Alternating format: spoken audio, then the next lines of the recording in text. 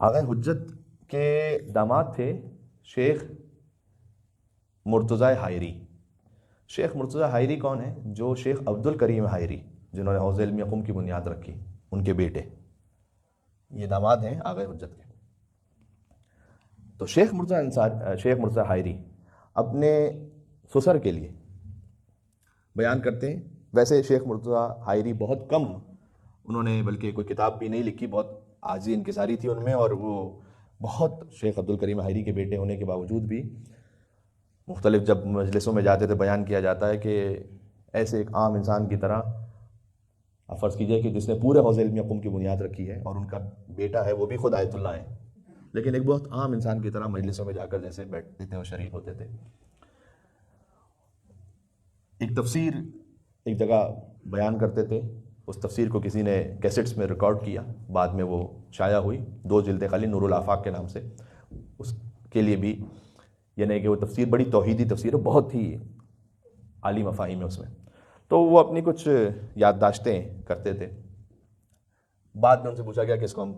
شائع کریں، اور انہوں نے کہا کہ یہ تو کوئی خاص علمی مطالب نہیں ہے، بس میری زندگی کے کچھ واقعات ہیں، یادداشتیں جیسے ڈائری ہوتی ہے انسان کی۔ تو ان سے کہا گیا کہ نہیں، یہ بڑی مفید ہوگی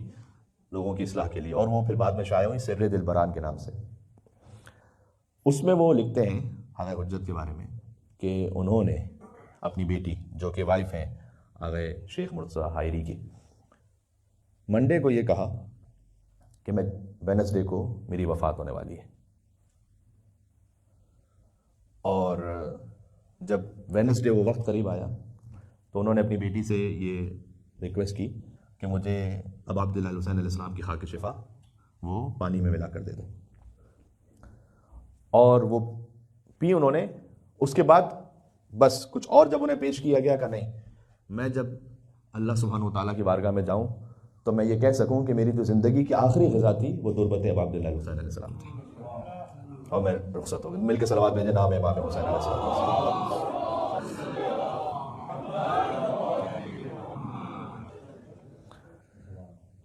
یہ توفیقات انہیں نصیب ہوتی ہیں کہ جس کی زندگی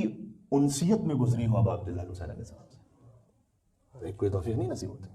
بعض مرتبہ ہم ائمہ کے واقعات بھی پڑھتے ہیں آپ کے سامنے، وہ بھی کئی دفعہ میں نے پڑھے ہیں بہت سے، اور بعض دفعہ علماء کے واقعات پڑھتے ہیں۔ علماء کے واقعات پڑھنے میں ایک انسپریشن یہ بھی رہتی ہے کہ ائمہ کے واقعات پڑھنے میں دل میں خیال آ جاتا ہے کہ ہاں معصوم کا واقعہ تو امام معصوم تھے، لیکن جہاں کسی عالم کی بات آئے اس کا مطلب ہے کہ پوٹینشلی ہم سب میں اس بات کی گنجائش ہے انشاءاللہ۔